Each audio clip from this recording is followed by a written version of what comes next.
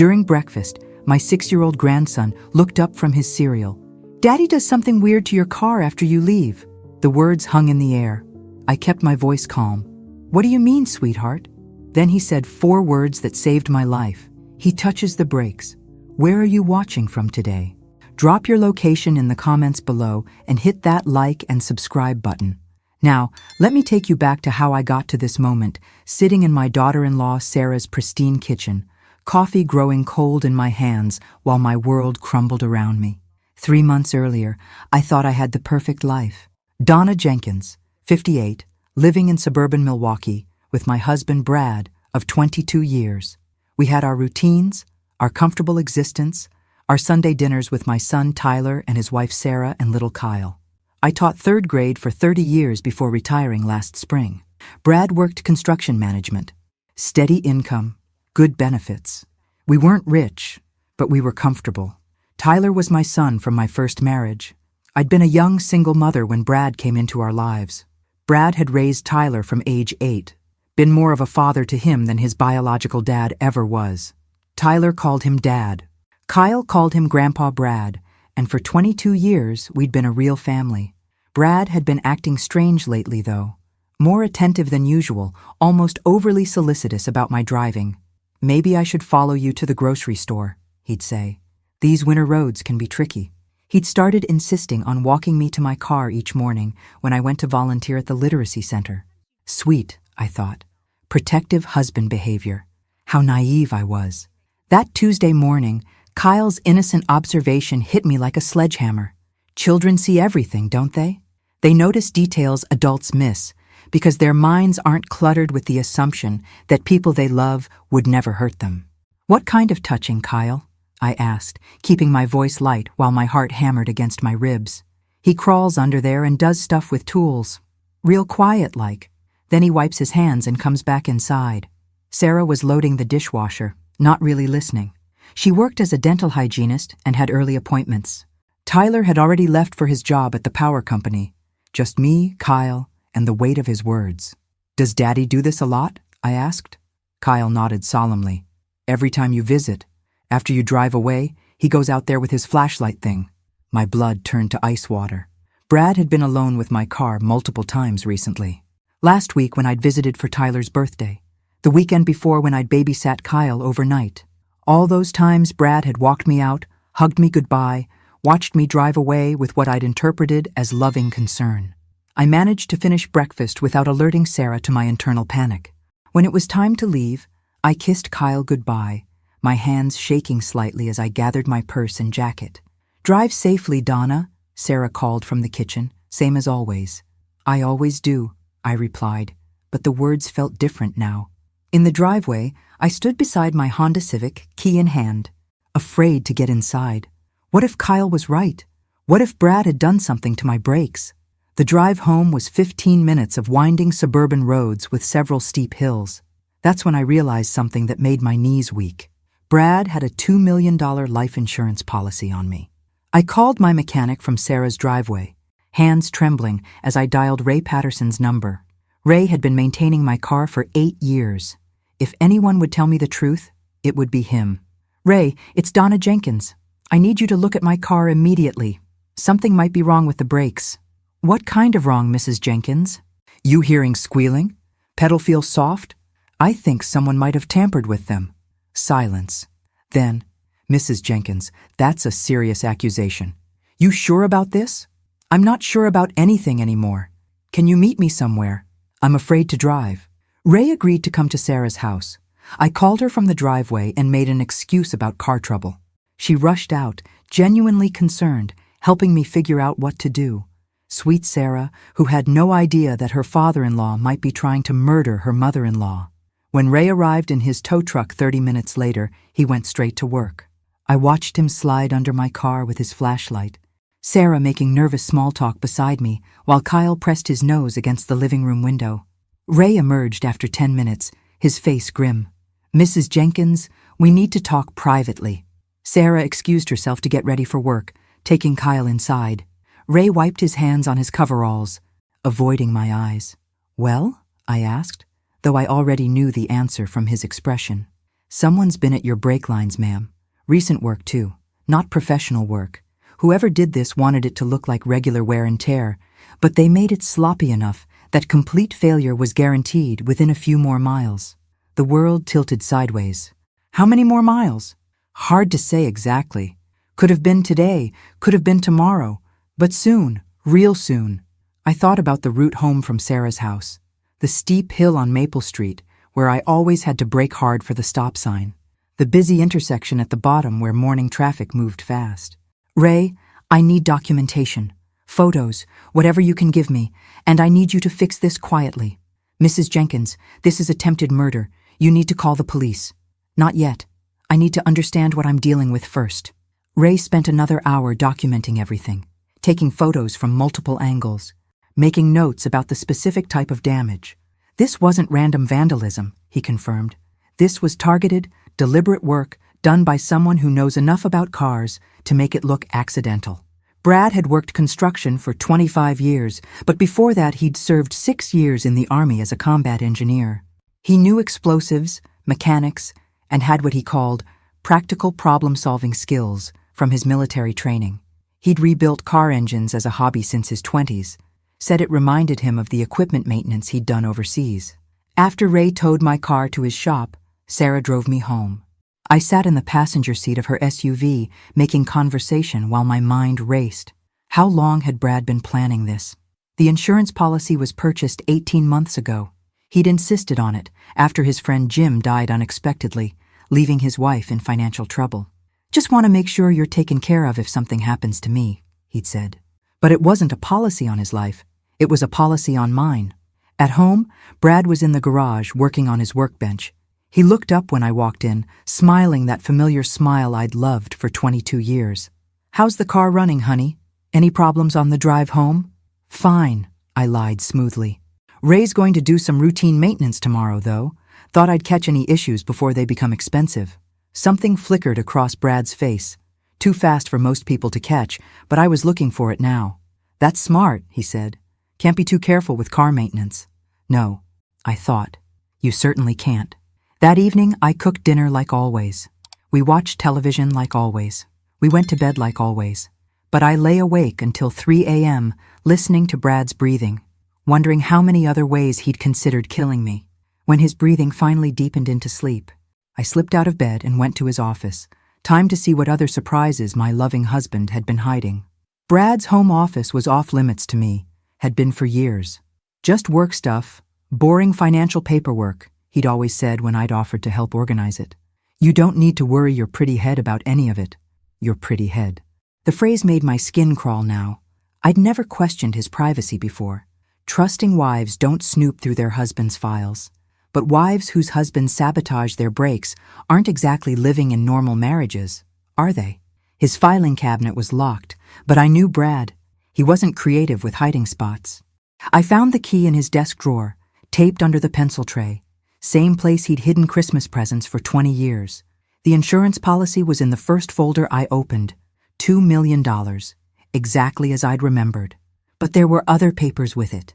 Beneficiary forms, claim procedures, contact information for the insurance agent. He'd done his homework. Then I found the life insurance application, my medical information, employment history, lifestyle questions, all filled out in Brad's handwriting, not mine. I stared at my supposed signature at the bottom. It was good, very good. Brad had always been artistic, plus his military training had included some document work he'd never talked about in detail. But I hadn't signed this application, which meant Brad had forged my signature on a $2 million life insurance policy. That's when I found the second folder. Financial statements I'd never seen before. Credit cards in my name that I'd never opened. A second mortgage on our house that I'd never signed. Bank statements showing large cash withdrawals from accounts I didn't know existed. My husband had been systematically destroying our financial life while planning my death. The third folder contained something that made my blood freeze. Maps. Hand-drawn maps of my regular routes. The library, the grocery store, Sarah's house, the literacy center. Notes about traffic patterns, road conditions, optimal timing.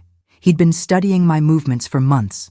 At the bottom of the stack was a calendar. My weekly schedule, marked in Brad's handwriting. Doctor appointments, volunteer shifts, visits with Kyle. Everything documented, planned, predicted. Today's date was circled in red with a single word. Today. He'd expected me to die today. After leaving Sarah's house, driving down Maple Street, hitting those sabotaged brakes at exactly the wrong moment. I photographed everything with my phone, hands shaking so badly I had to retake several shots. Then I put it all back exactly as I'd found it, locked the cabinet, and returned to bed. Brad was still sleeping peacefully beside me. Same man I'd shared breakfast with every morning for 22 years. Same man who'd brought me coffee in bed on Sundays, who'd helped me grade papers, who'd cried at Tyler's graduation. Same man who'd spent months planning my murder. I lay in the dark, staring at the ceiling, mind racing. Why now? What had changed? We weren't rich, but we weren't struggling either. Our marriage wasn't passionate anymore, but it wasn't awful. We'd settled into comfortable middle age together. Then I remembered something that made everything click into place. 3 months ago, my mother had died. Left me her house in Florida, fully paid off, worth about $400,000. I'd mentioned maybe selling it, using the money to travel in our retirement. Brad had been very interested in those plans. Very supportive. Very encouraging about the idea of having extra money to enjoy our golden years. Except, he'd apparently decided to enjoy his golden years without me. The next morning, I made breakfast as usual. Brad kissed my forehead, asked about my plans for the day, reminded me to drive carefully. Always do, I replied, watching his face carefully. He had the grace to look slightly uncomfortable. After he left for work, I called my sister Eleanor in Phoenix. Eleanor was a retired paralegal who'd always been the suspicious one in our family. Ellie, I need help, and I need you to listen without interrupting because this is going to sound insane. I told her everything. Kyle's observation, Ray's findings, the files in Brad's office. Eleanor listened in silence until I finished. Donna, you need to get out of that house right now. I can't just disappear. He'll know I'm onto him. Then you need evidence, real evidence, enough to put him away forever. How do I get that without getting myself killed? Eleanor was quiet for a moment. Remember my friend Helen Martinez? The one who went through that messy divorce? She's FBI now, works white-collar crime. Let me call her. FBI? Ellie, this isn't white-collar crime. Insurance fraud, forgery, attempted murder for financial gain. Trust me, this is exactly Helen's area. She'll know what to do. After we hung up, I sat in my kitchen drinking coffee, looking around at the home I'd loved for 15 years. The yellow walls I'd painted myself, the herb garden visible through the window, the refrigerator covered with Kyle's drawings. Everything felt contaminated now, poisoned by the knowledge that my husband had been sitting at this same table, eating meals I'd cooked, planning my death. My phone buzzed with a text from Brad. How's the car running today? Hope Ray finds everything in good shape. I stared at the message, seeing the carefully crafted concern for what it really was. Surveillance. I typed back, everything's fine. Ray says just routine stuff. Then I deleted the conversation and started planning how to stay alive long enough to put my husband in prison. Because that's where this was heading. This wasn't a marriage counseling situation. This was a federal case. And I was going to make sure Brad Jenkins learned exactly what happened to men who underestimated their wives. Helen Martinez arrived at my house the next morning, dressed like any other suburban professional. Mid-40s, competent smile, the kind of woman who could blend into any PTA meeting or book club. She was also a federal agent with 15 years of experience in financial crimes and domestic terrorism. Eleanor told me the basics, she said, sitting at my kitchen table. But I need you to walk me through everything from the beginning. Every detail, every document, every conversation you can remember. I showed her Ray's photos, the pictures I'd taken of Brad's files, Kyle's innocent revelation that had started everything. Helen took notes in a small notebook, occasionally asking questions that made me realize how much I'd missed. The life insurance policy, she said. When was it purchased?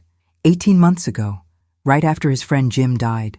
And Jim's death was natural causes? The question stopped me cold. I assumed so. Heart attack, Brad said. Jim was overweight, high blood pressure. Helen made another note. We'll need to look into that. What about other friends, family members? Anyone else who's died unexpectedly around your husband? My mouth went dry. You think there have been others? Men who are willing to murder their wives for insurance money rarely start with their wives. There's usually a pattern, a progression. Family members, friends, people he could practice on. I thought about Brad's Uncle Frank, who died in a car accident 2 years ago. Brad had been devastated, or at least that's how it had seemed. Frank had left Brad his vintage Mustang and a small inheritance. His Uncle Frank, I said slowly. Car accident. Single vehicle, lost control on a wet road. Helen's pen stopped moving. Your husband was the beneficiary? Partially. Frank didn't have children. We'll need to examine that case too. Helen closed her notebook. Donna, I'm going to be direct with you. If your husband has done this before, if there's a pattern, then you're in immediate danger. Not just from sabotaged brakes, but from escalation. When killers feel cornered, they get desperate. What do you suggest? First, we need you wired. Everything Brad says to you from now on needs to be recorded. Second, we need surveillance on him. If he's planning something else, we need to catch him in the act. Helen opened her briefcase and pulled out a device the size of a button. This goes in your jacket pocket. Voice-activated, 8-hour battery life. FBI-grade equipment. What if he finds it? Then you run, immediately. Don't pack. Don't hesitate. Just run. That afternoon, I wore the wire to have lunch with Brad at his favorite restaurant. He'd suggested it that morning, saying we needed to spend more quality time together. Quality time. Right. You seem tense lately, Brad said over his burger. Everything okay? Just thinking about Mom's house in Florida. All the decisions I need to make. His expression shifted subtly. What kind of decisions? Whether to sell, whether to keep it as a rental property. Financial stuff.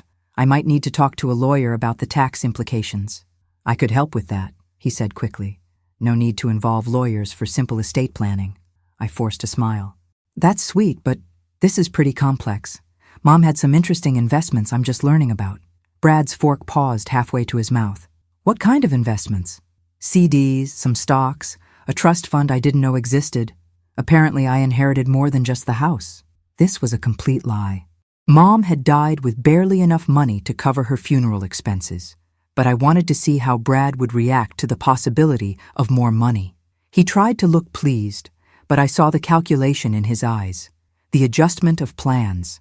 That's wonderful, honey. How much more? The lawyer said maybe another $300,000. Once everything's settled, Brad nearly choked on his water. $300,000? Could be more. The trust fund has some restrictions, but after I turn 60, it all becomes available. I was 58. In Brad's mind, I'm sure he was doing math. 2 years to wait, or speed up the timeline. We should celebrate, he said. Maybe take that trip to Europe we've talked about. That sounds lovely. I reached across the table and took his hand. I'm so lucky to have such a supportive husband. Brad squeezed my fingers, smiling that loving smile. I just want you to be happy, Donna. That's all I've ever wanted. The wire caught every word. That evening, Helen called with an update. We've been monitoring Brad's phone and computer activities. He's been researching untraceable poisons, ways to stage accidents, and he's made contact with someone who specializes in forged documents. More forgeries? We think he's trying to get access to your mother's supposed estate. Create documents that would make him the beneficiary instead of you. I sat down heavily in my chair. How long has he been planning this?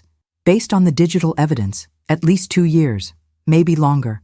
Donna, there's something else. We ran background checks on the other deaths in Brad's circle.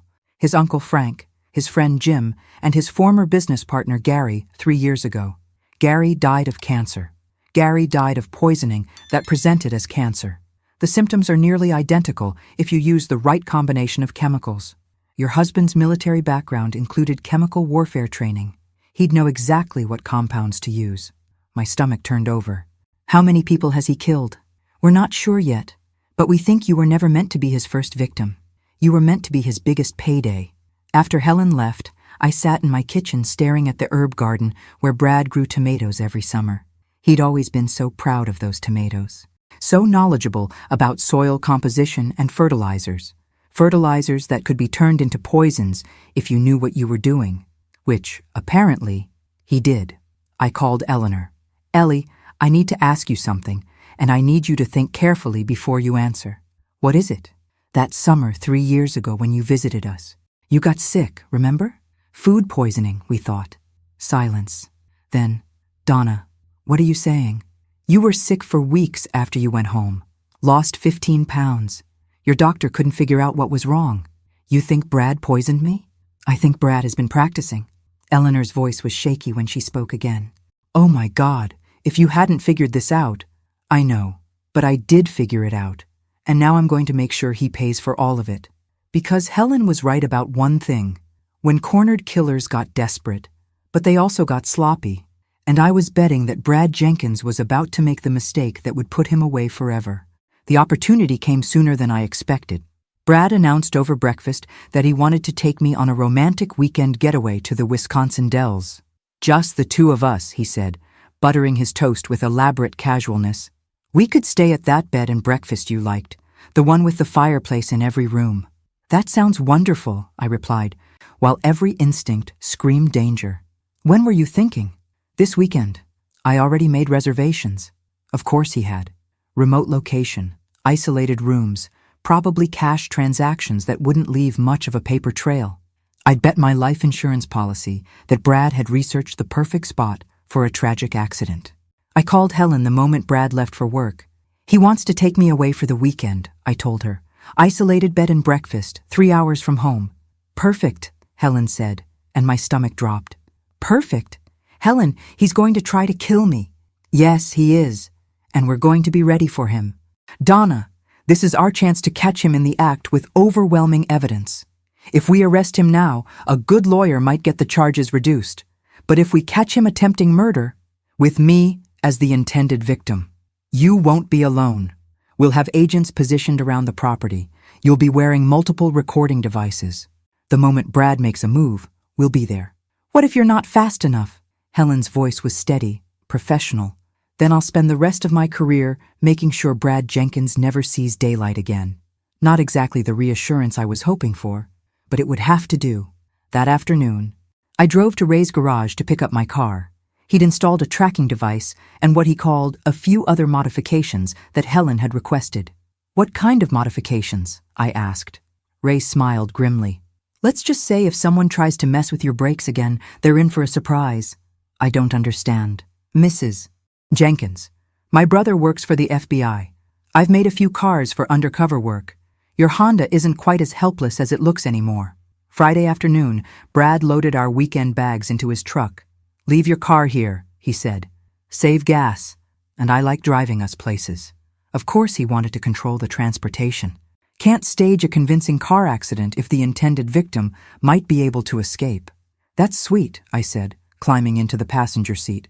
I love when you drive. The bed and breakfast was exactly what I'd expected. Isolated, charming, the kind of place where a grieving widower could tell a tragic story about his wife's accidental fall from their balcony. The room Brad had selected was on the 3rd floor with a stunning view of the river valley and a balcony with a railing that looked suspiciously low. Beautiful view, I commented, stepping outside to admire the scenery while noting the 30-foot drop to the rocky riverbank below. Breathtaking, Brad agreed, standing behind me, a little too close behind me. That evening at dinner, Brad was more attentive than he'd been in years, ordering wine, holding my hand, gazing into my eyes like we were newlyweds. I want you to know how much I love you, he said over dessert. How grateful I am for all our years together. That sounds almost like a goodbye, I said lightly. Brad's smile flickered. Not goodbye, just appreciation. Life's so fragile, isn't it? You never know what tomorrow might bring. The wire caught every meaningful look, every loaded pause, every carefully chosen word. Back in our room, Brad suggested we open the bottle of champagne he'd brought. Special occasion, he said. Time to celebrate our love. I watched him pour the drinks, noting how he turned slightly away from me while handling my glass. When he handed it to me, I saw the faint residue at the bottom that hadn't quite dissolved. To us, Brad said, raising his glass. To us, I echoed, bringing the glass to my lips, but not drinking. Brad drained his champagne in 3 swallows, then set his glass down and moved to the sliding door that led to the balcony. Let's watch the stars, he said. The sky's so clear tonight. It was 11:47 p.m. Prime time for tragic accidents when the victim was too drugged to resist and too groggy to scream effectively. I followed Brad onto the balcony, still holding my untouched champagne. The night air was cool, the railing exactly as low as I'd feared. "Donna," Brad said, moving behind me again. "I need to tell you something." "What's that, honey?" His hands settled on my shoulders, then moved to my waist. "I'm sorry." "Sorry for what?" "For what I have to do." That's when he pushed. Or tried to push. But I'd spent the last week working with Helen's team, learning how to shift my weight, how to turn unexpected momentum into controlled movement. Instead of going over the railing, I spun sideways and stepped clear. Brad stumbled forward, off balance from his own force, and grabbed the railing to steady himself. "FBI! Nobody move!" Floodlights blazed from multiple directions as agents surrounded the balcony. Helen's voice came through a bullhorn. "Bradford Jenkins, you're under arrest for attempted murder." Brad turned to look at me, his face a mask of confusion and rage. "You knew?" "I knew," I confirmed. "What I don't understand is why. 22 years, Brad. Was I really that much of a burden?" "It wasn't personal," he said as agents handcuffed him. "It was just business. Just business. 22 years of marriage, and my murder would have been just business." As they led Brad away, Helen appeared at my side. "You okay?" "I'm fine. Did you get everything you need?" Helen smiled. "Attempted murder, conspiracy, insurance fraud, and based on what we found in his phone records tonight, we're reopening 3 other suspicious deaths. Your husband just bought himself a life sentence." I looked out over the balcony where I'd almost died, thinking about Kyle's innocent observation that had saved my life. Children really do see everything, don't they? Even when the adults around them are too trusting to notice. Maybe, especially then. The next morning, sitting in an FBI conference room in Milwaukee, I learned just how deep Brad's planning had gone. Helen spread photographs and documents across the table like playing cards, each one revealing another layer of my husband's deception. The bed and breakfast was researched extensively, she explained. He'd visited 3 times in the past 6 months, always alone, always paying cash. He met with the owner twice to discuss the perfect romantic room for his wife. He was rehearsing. More than that. He was establishing a relationship, creating witnesses who would testify about what a devoted husband he was. Helen pulled out a transcript. "Here's what the owner told our agents this morning. Mr. Jenkins was so thoughtful, wanted everything perfect for his wife's birthday surprise.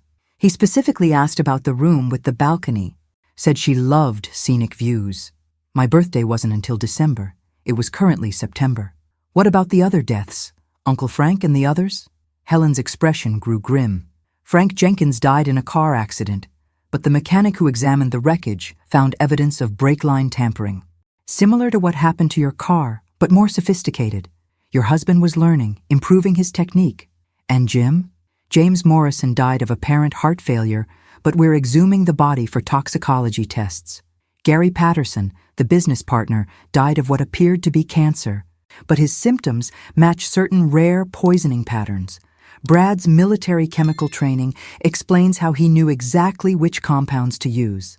I stared at the photographs of 3 men I'd known, 3 men I'd mourned with Brad. "How long do you think he's been doing this?" "Based on the financial records we've uncovered, possibly a decade. Small amounts at first, learning how to forge documents, studying poison interactions, perfecting accident scenarios." Helen leaned forward. "Donna, your husband wasn't just a murderer. He was a serial killer who specialized in people who trusted him." The room felt cold despite the warm September afternoon. "What about Eleanor? When she got sick that summer?" "We're flying her to Milwaukee this afternoon. FBI medical team wants to run some tests, see if there are any lingering effects from whatever Brad gave her. And if there are, then we add attempted murder to his charges." Agent Davis, Helen's partner, entered the room carrying a laptop. "The search of the Jenkins house is complete. You need to see this." Davis opened the laptop and showed me photographs of a hidden room in our basement. Behind a false wall that I'd never noticed was a complete laboratory setup. Chemistry equipment, reference books on toxicology, detailed notes on dozens of different poisons and their effects. This is a 10-year collection, Davis said. Your husband has been studying murder the way some people study stamp collecting. There were files on every person Brad had ever killed or attempted to kill. Photos, personal information, relationship details, and what he called elimination protocols. Each file contained practice schedules, timing charts, and backup plans. My file was 3 inches thick. He'd been planning your death for 2 years, Helen said softly. Ever since your mother was diagnosed with cancer, and he realized you might inherit property. But he changed the timeline when I told him about the fictional trust fund. Exactly. We found his revised plans. Originally, he was going to wait until your 60th birthday, make it look like you fell down the stairs at home. But when he thought there was more money involved, he got greedy. Davis pulled up another file. There's something else. Brad wasn't working alone. The screen showed email exchanges between Brad and someone called M. Stevens.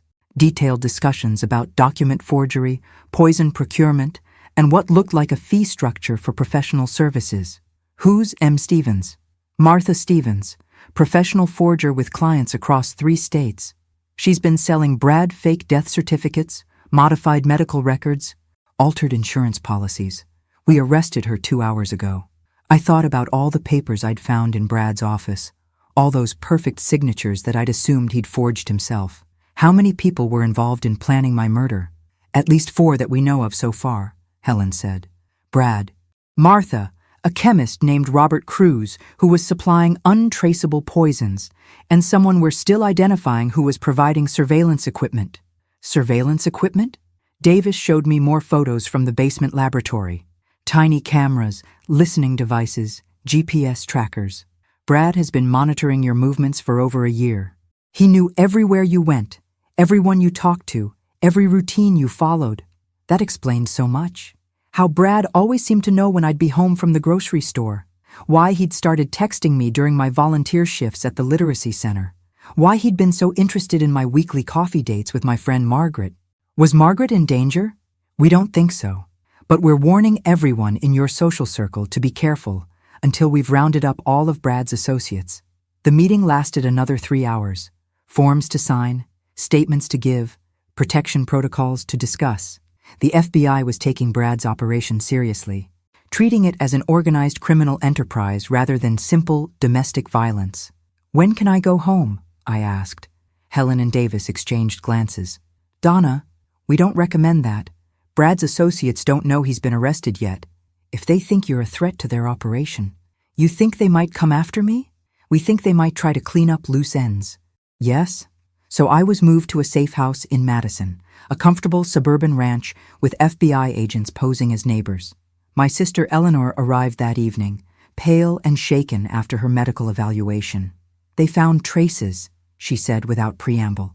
Heavy metals in my blood, damage to my kidneys that the doctors couldn't explain 3 years ago. Brad poisoned me. We sat in the safe house kitchen, drinking tea and processing the reality that my husband had tried to kill my sister as practice for killing me. Why didn't you die? I asked. Not that I'm complaining, but if Brad was trying to poison you. I left earlier than planned. Remember? My flight got moved up because of that storm system. I was supposed to stay another week, long enough for the poison to work. Eleanor nodded. The FBI doctor thinks Brad was using me to test dosages, timing, delivery methods. If I'd stayed the full visit, you'd be dead, and he'd have known exactly how to kill me. That night, lying in an unfamiliar bed in a house guarded by federal agents, I thought about the strange series of events that had saved my life. Kyle's innocent observation, Ray's willingness to help, Eleanor's suspicious nature, Helen's expertise. But mostly, I thought about the fact that my husband of 22 years had been planning to murder me for 2 of those years, and I'd never suspected a thing. Tomorrow, I would start rebuilding my life without the man who had systematically destroyed everything I thought I knew about my marriage. But tonight, I was just grateful to be alive. 3 weeks later, I stood in the hallway of the Milwaukee County Courthouse, watching Brad's arraignment through a window. He looked smaller somehow, older, wearing an orange jumpsuit instead of his usual flannel shirts and jeans. His lawyer, a sharp-suited man named Peterson, was arguing for reduced bail. Your Honor, Mr. Jenkins has no prior criminal record, strong ties to the community, and poses no flight risk. The prosecutor, Assistant District Attorney Jennifer Walsh, stood up immediately. Your Honor, the defendant is charged with conspiracy to commit murder, attempted murder, insurance fraud, and we expect additional charges as our investigation continues. He's organized a criminal enterprise spanning multiple states with at least 4 confirmed victims. Alleged victims, Peterson corrected. No, Walsh replied coldly. Confirmed victims. James Morrison's exhumed body tested positive for 3 different rare toxins. Frank Jenkins's car accident has been reclassified as homicide. Gary Patterson's medical records show poisoning patterns consistent with a 2-year systematic murder plan. The judge, a stern woman named Harriet Blackwood, reviewed the documents in front of her. Mr. Peterson, your client is accused of operating what amounts to a murder-for-profit scheme. Bail is denied. Brad's shoulders sagged. He turned toward the gallery, scanning the faces until he found mine. For a moment, our eyes met through the glass. He looked confused, as if he genuinely couldn't understand how his perfect plan had fallen apart. I felt nothing. No anger, no sadness, no satisfaction. Just a strange emptiness where 22 years of love used to be. After the hearing, Helen drove me to the FBI field office for another debriefing. The investigation had expanded beyond anything I'd imagined. Martha Stevens is cooperating, Helen said as we walked through the building. She's provided documentation for over 30 forged death certificates, modified insurance policies, and fake medical records. Brad's operation was much larger than we initially thought. 30 people? No, 30 cases. Some clients had multiple victims. This was essentially a murder consulting business. In the conference room, Agent Davis had set up a timeline covering an entire wall. Names, dates, locations, all connected by colored strings, like something from a crime drama. Brad started small, Davis explained. Insurance fraud, minor document forgery, helping people fake their own deaths for financial reasons. But about 5 years ago, he transitioned into actual murder for hire. Who was hiring him? Spouses mostly. People who wanted their partners dead but didn't want to do it themselves. Brad provided the expertise, the planning, the execution. His clients maintained plausible deniability. Helen pointed to a cluster of cases in Wisconsin and Minnesota. We think he was responsible for at least 12 deaths in the past 5 years, always made to look accidental, always with significant insurance payouts. What made him decide to kill me? I wasn't paying him. You weren't a client, Davis said. You were a test case. Brad was developing new methods, perfecting his techniques. Your death would have provided both money and proof of concept for his more sophisticated approaches. I stared at the timeline, seeing my name at the far right with today's date circled in red. The end point of a decade-long progression from petty fraud to serial murder. How many people would be alive today if Kyle hadn't mentioned seeing Brad under my car? Impossible to say, Helen replied. But we found evidence that Brad was already planning his next client consultation. A woman in Minneapolis whose husband wanted her dead. What happens to her now? She's safe. We arrested the husband this morning. Conspiracy to commit murder based on the emails we found on Brad's computer. Over the following days, the story dominated local news. Suburban serial killer caught by grandson's observation. FBI breaks up murder for hire ring. Milwaukee woman escapes husband's death plot. I stopped reading the articles after the third reporter called me lucky. As if discovering that your husband was a serial killer who'd spent 2 years planning your murder was some kind of blessing. Tyler and Sarah were devastated. They'd loved Brad, trusted him completely, welcomed him into their family without question. The knowledge that he'd been planning to murder Tyler's mother while playing grandfather to Tyler's son had shattered something fundamental in their world. I keep thinking about all the times he was alone with Kyle, Sarah said when she visited the safe house. All the times he volunteered to babysit, to take Kyle to the park. What if he wasn't interested in children, I assured her. Kyle was never in danger. How can you be sure? Helen, who was present for the conversation, answered, based on our profile analysis, your stepfather-in-law was motivated purely by financial gain. Children don't typically have life insurance policies or inheritable assets. They weren't useful to his operation. It was a cold comfort, but it was comfort nonetheless. 2 months after Brad's arrest, I stood in the living room of what used to be our house, sorting through belongings under FBI supervision. Everything was evidence until the investigation concluded, but they'd allowed me to collect personal items and sentimental belongings. I picked up a photo of our wedding day, Brad and me looking impossibly young and happy. 25-year-old Donna in white lace, 27-year-old Brad in a rented tuxedo, both of us believing we were starting a fairy tale life together. "Take it or leave it?" Helen asked, noting my hesitation. "Leave it," I said, setting the photo back on the mantel. That woman doesn't exist anymore. The woman who'd emerged from Brad's murder plot was stronger, wiser, and infinitely more suspicious of people who seemed too good to be true. She was also angrier than she'd expected to be. Not at Brad, necessarily. He was what he was, a predator who'd hidden his nature behind a mask of suburban normalcy. But at herself, for being so trusting, so naive, so willfully blind to the signs that must have been there all along. Helen seemed to read my thoughts. "Don't blame yourself for not seeing it. Psychopaths are experts at manipulation. They study normal human behavior and mimic it perfectly. You weren't stupid for trusting him. You were human. Human stupidity nearly got me killed. Human kindness kept you alive. You noticed Kyle's observation because you pay attention to children. You called the mechanic because you trust your instincts. You cooperated with us because you believe in justice. Those are good qualities, Donna. Don't let Brad's evil make you cynical about your own goodness." Easy for her to say. She wasn't the one who'd spent 22 years sleeping next to a man who was planning her murder. But as I walked through the house collecting the pieces of my former life, I realized Helen was right about one thing. I was still alive. Brad's plan had failed completely, and there was something deeply satisfying about that fact. Something that felt very much like victory.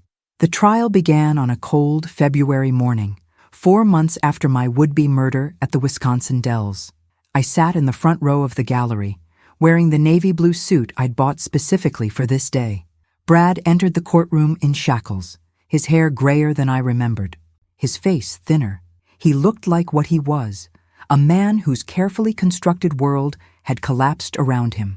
The prosecution's opening statement was devastating.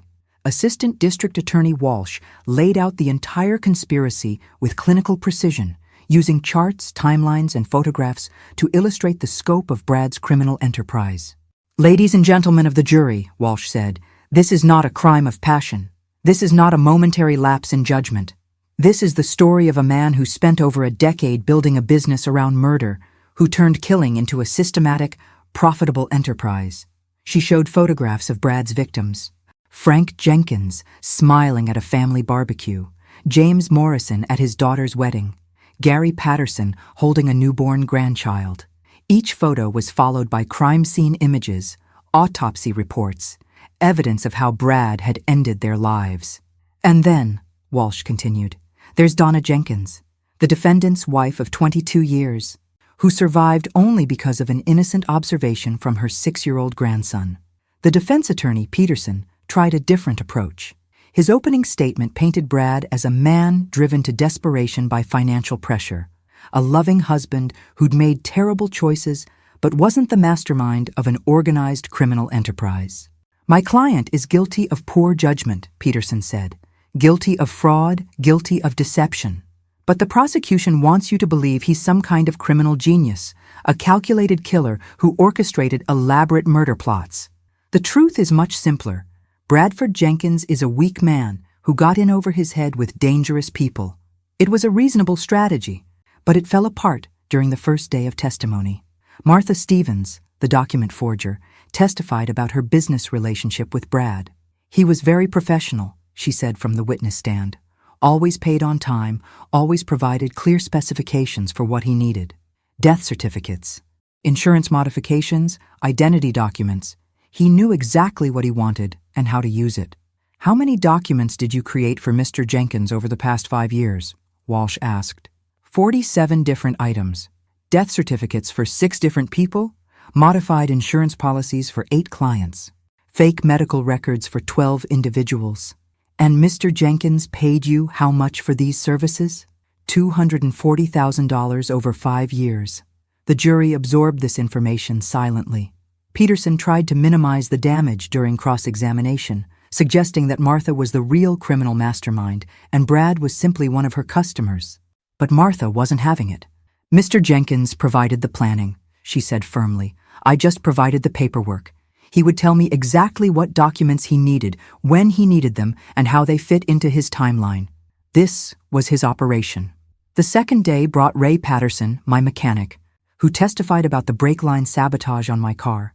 He'd brought photographs, technical diagrams, and piece of the actual brake line to demonstrate how the tampering had been done.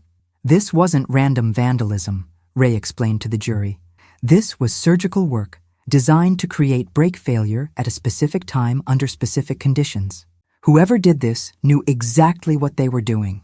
"In your expert opinion," Walsh asked, "how much automotive knowledge would someone need to perform this type of sabotage?"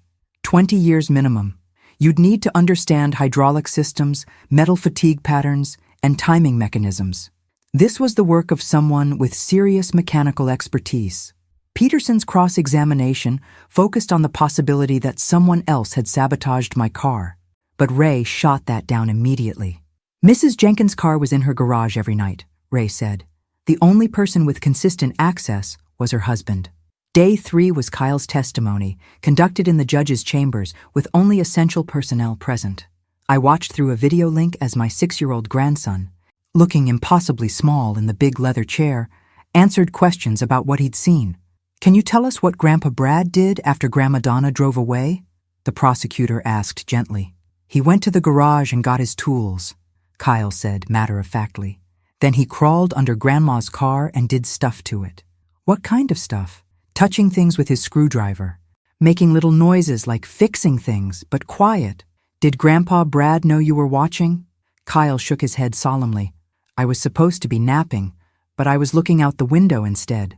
Even through the video link, I could see the impact Kyle's testimony had on the jury. This wasn't a coached witness or someone with an agenda. This was a child reporting what he'd seen with the honest clarity that only children possess. The fourth day brought the FBI forensics team, who testified about the evidence found in our basement laboratory. Agent Richardson, the lead forensics specialist, walked the jury through photographs of Brad's murder planning room.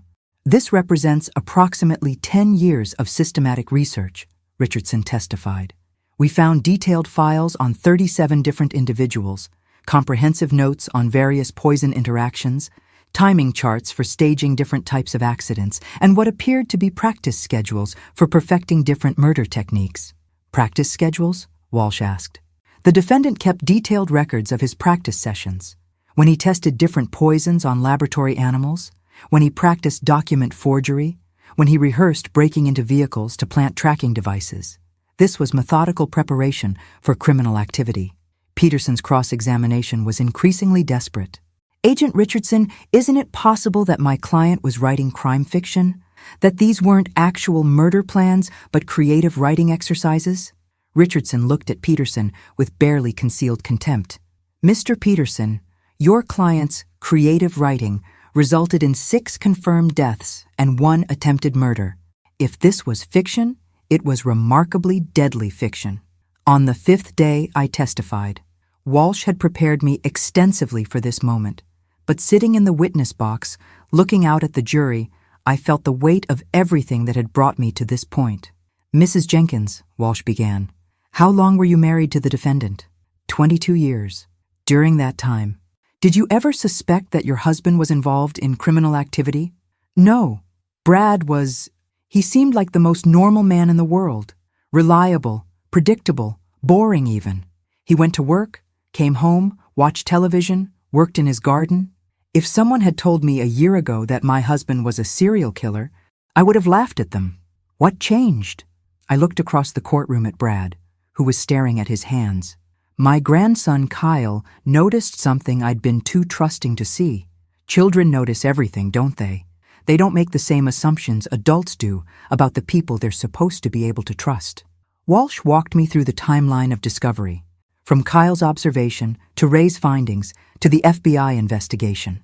I testified about finding the files in Brad's office, about the forged insurance documents, about the maps of my daily routines. How did it feel, Walsh asked, to discover that your husband of 22 years had been planning your murder? Peterson objected to the question as irrelevant, but Judge Blackwood allowed it. It felt like waking up in someone else's life, I said, like discovering that everything I thought I knew about my own existence was a lie. The man I'd shared a bed with, cooked meals for, planned a future with, he'd been studying me like a laboratory animal, figuring out the most efficient way to kill me. Are you afraid of the defendant?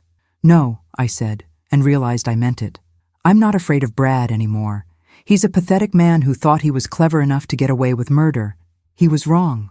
During cross-examination, Peterson tried to paint me as vindictive, suggesting that I'd fabricated evidence or collaborated with the FBI to frame an innocent man.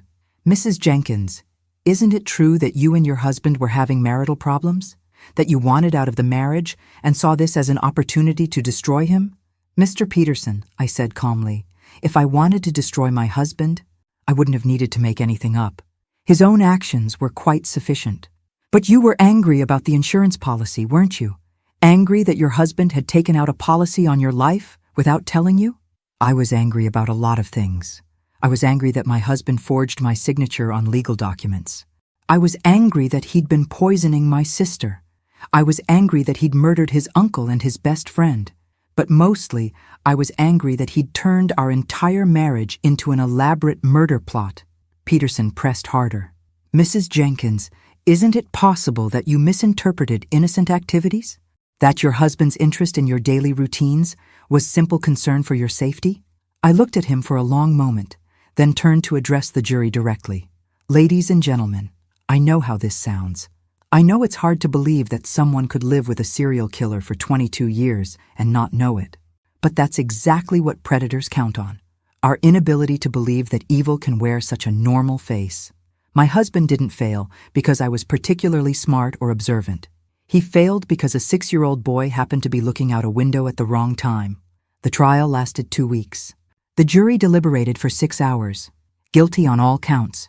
Judge Blackwood sentenced Brad to life in prison without the possibility of parole. As they led him away, Brad turned to look at me one last time. His mouth moved, and I thought he might be saying, "I'm sorry." But I couldn't hear him over the sound of the courtroom door closing.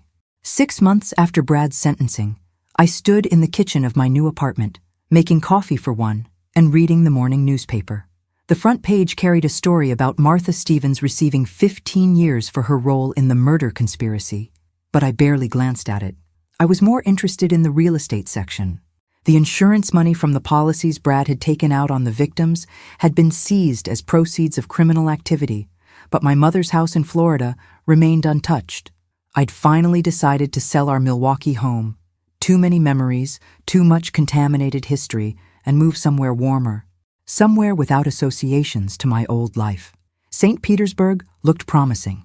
Near the water, reasonable cost of living. Enough distance from Wisconsin that I was unlikely to run into reporters or curious neighbors who wanted to discuss my experience as the woman who survived the suburban serial killer. My phone rang as I was circling apartments ads. Tyler's name appeared on the screen. "Hi, honey." "Mom, how are you doing?" The question that had become a ritual between us. Tyler checked on me every few days now, still processing the guilt of having loved and trusted the man who'd tried to murder his mother. "I'm fine, Tyler. Actually, I'm great. I'm thinking about moving to Florida." "Florida? That's sudden?" "Not really. I've been thinking about it since Mom died. Now seems like the right time for a fresh start." Tyler was quiet for a moment. "Are you running away?" "No," I said, surprised by the question. "I'm running toward something." "There's a difference."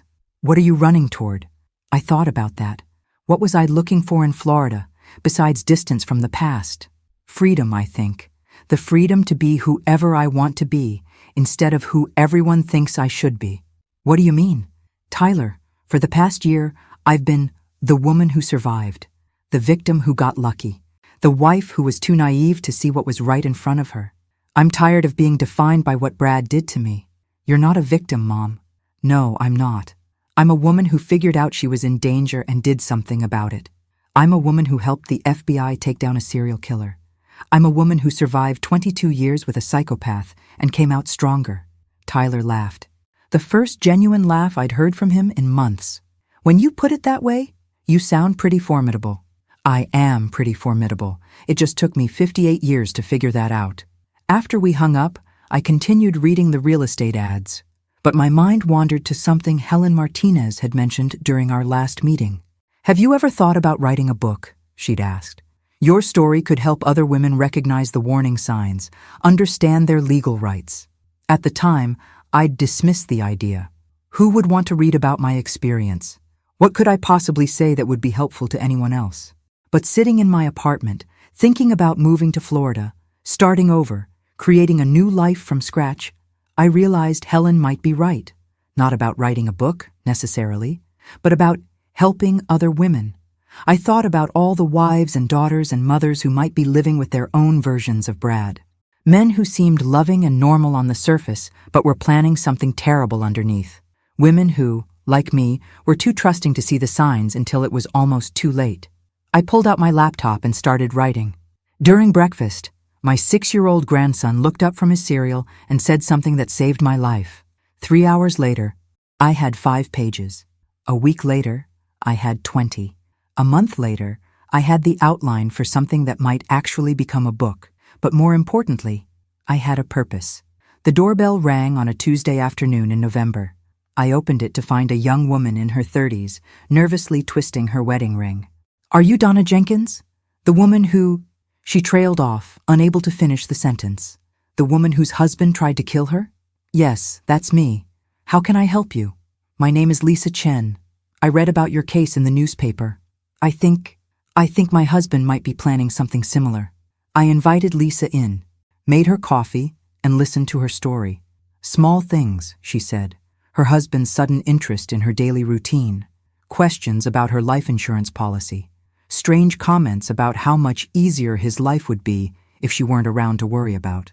Everyone says I'm being paranoid, Lisa said. My family thinks I'm imagining things. But when I read about your case, about how normal your husband seemed, what's your husband's name? David Chen. He works for an insurance company.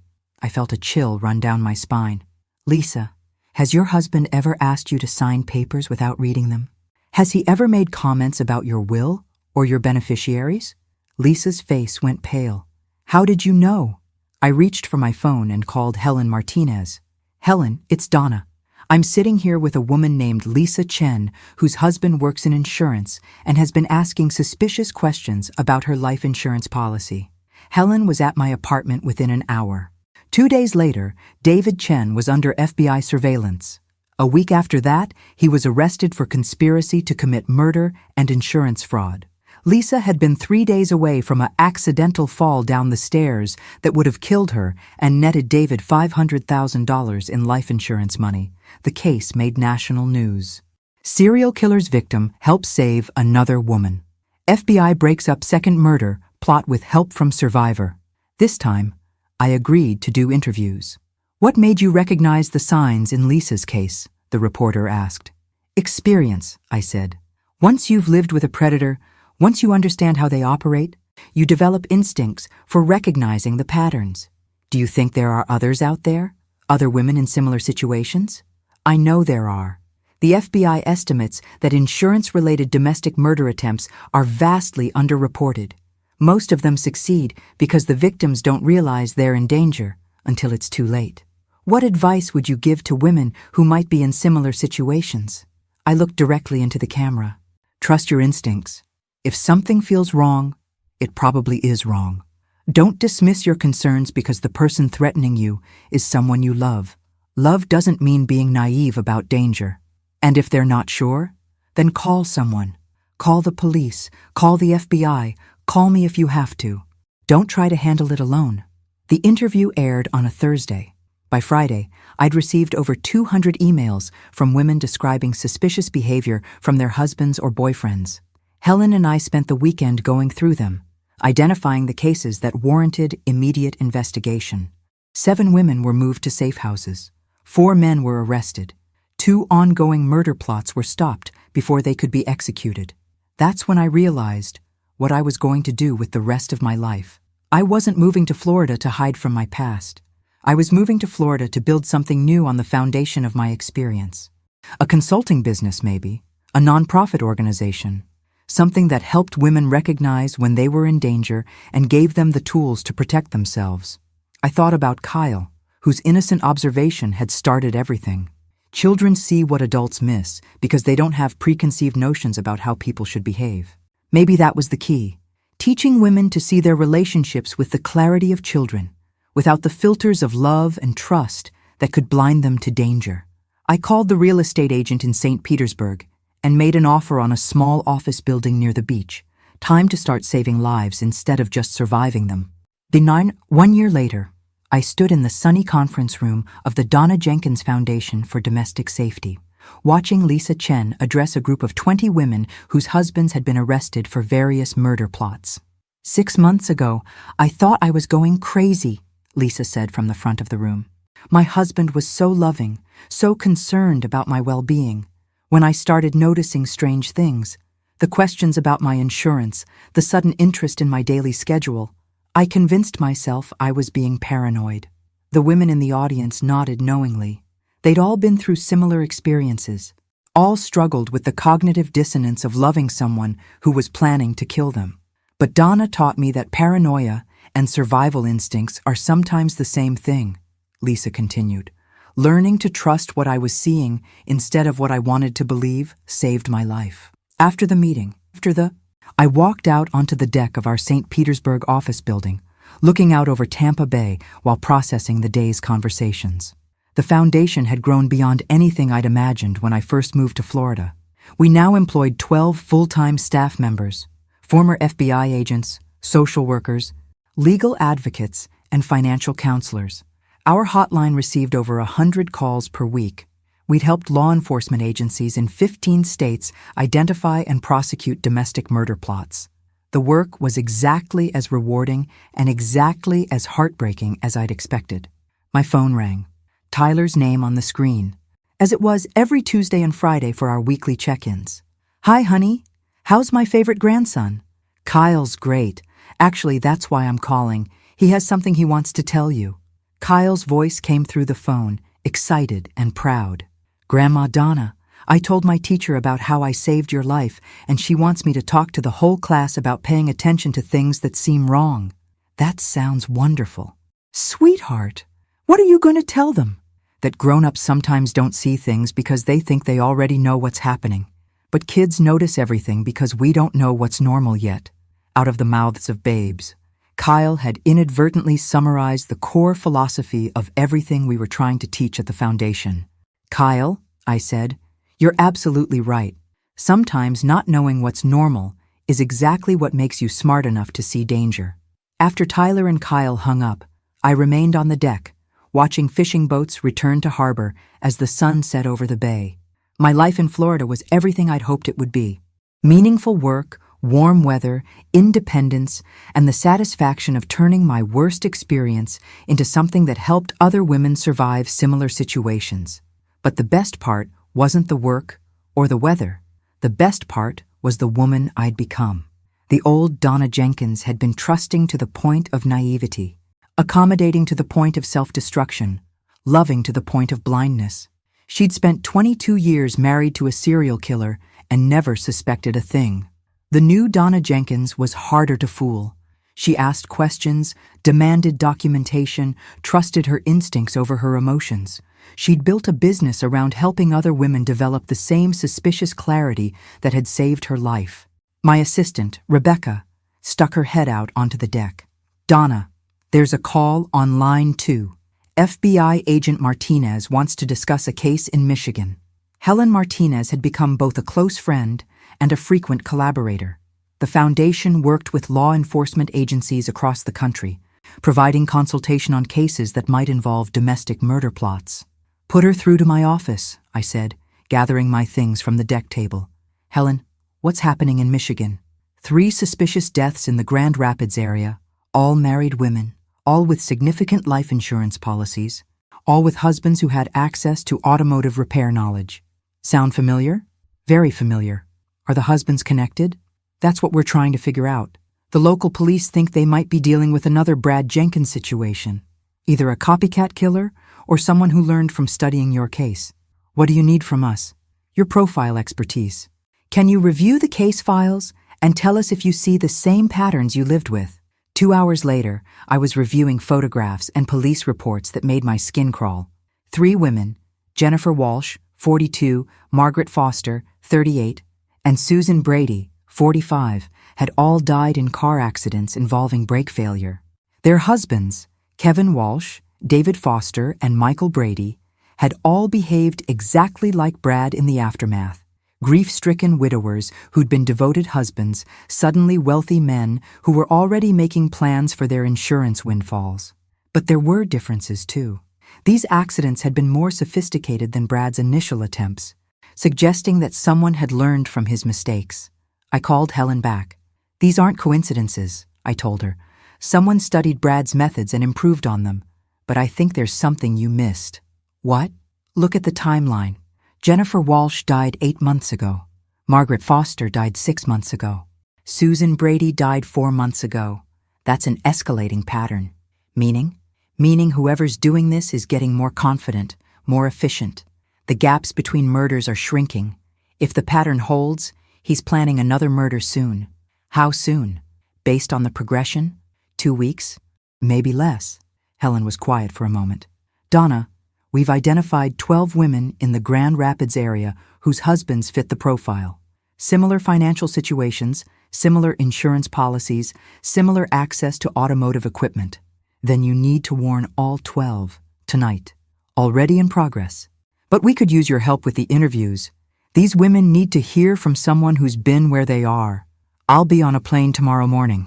That night, packing for the trip to Michigan, I thought about how much my life had changed since Kyle's innocent observation at the breakfast table. I'd gone from potential victim to survivor, to advocate, to expert. But mostly, I'd gone from trusting everyone to trusting my instincts. And my instincts told me that Grand Rapids was about to become very dangerous for a lot of women. 3 days later, I sat in a hotel conference room with 11 women whose husbands were under FBI surveillance. The 12th woman, Patricia Murray, had been moved to a safe house after her husband was caught on camera tampering with her car's brake lines. "I know this is terrifying," I told the group. "I know it feels impossible to believe that the man you love, the man you sleep next to every night, could be planning to kill you. But I need you to understand something. Your survival depends on believing the evidence instead of believing the love." Patricia Murray raised her hand. "How do you get past it? How do you learn to trust anyone again?" "Slowly," I said honestly. "Very slowly. But the alternative is staying afraid forever. And I refuse to let murderers steal the rest of my life, along with the part they already took." "Do you date? Are you in a relationship?" I smiled, thinking about Daniel Morrison, the bookstore owner I'd been seeing for the past 3 months. A kind, patient man who understood that I needed extensive background checks and slow progress, who laughed when I asked Helen to run his name through FBI databases. "I am, actually. And the wonderful thing about having survived what we've survived is that we're really, really good at spotting red flags early." The women laughed, some for the first time in weeks. "Ladies," I continued, "what happened to us was terrible, but it also made us incredibly difficult to fool. Any man who wants to be in our lives now has to earn that privilege every single day. And honestly, that's how it should have been all along." 6 months later, I received a letter from Patricia Murray. Her husband had been sentenced to life in prison for murdering 3 women and attempting to murder a 4th. Patricia was in graduate school, studying criminal justice, planning to become a victim advocate. "You showed me that surviving wasn't enough," she wrote. "You showed me that I could turn survival into purpose." That evening, I walked on the beach near my apartment, thinking about Kyle's observation that had saved my life and changed everything that came after. Children see what adults miss because they don't make assumptions about how people should behave. Maybe that was the most important lesson of all, that love and trust should be earned, not assumed. That questions and vigilance aren't paranoia when your life depends on the answers. I pulled out my phone and called Kyle. "Grandma Donna!" His voice was bright with excitement. "Guess what? My teacher wants me to make a presentation for the whole school about paying attention to safety." "That's wonderful, sweetheart. What are you going to tell them? That if something seems wrong, it probably is wrong, and that kids should always tell grown-ups when they notice scary things, even if the grown-ups might not want to hear it. Kyle, you're going to save a lot of lives with that presentation, just like you save lives with your job. Exactly like that. As I hung up, I realized that Kyle was right. We were both in the business of saving lives now. He taught children to notice danger and speak up about it. I taught women to trust their instincts and act on them. Different approaches, same goal. Making sure that innocent observations from 6-year-old boys weren't the only thing standing between predators and their victims. The sun was setting over Tampa Bay, painting the sky in shades of orange and pink. Tomorrow would bring new cases, new women in danger, new opportunities to turn tragedy into triumph. But tonight, I was simply grateful to be alive, independent, and absolutely impossible to fool. After 22 years of marriage to a serial killer, I'd finally learned the difference between love and survival. And I chose survival every single time. Thanks for listening. Don't forget to subscribe and feel free to share your story in the comments. Your voice matters.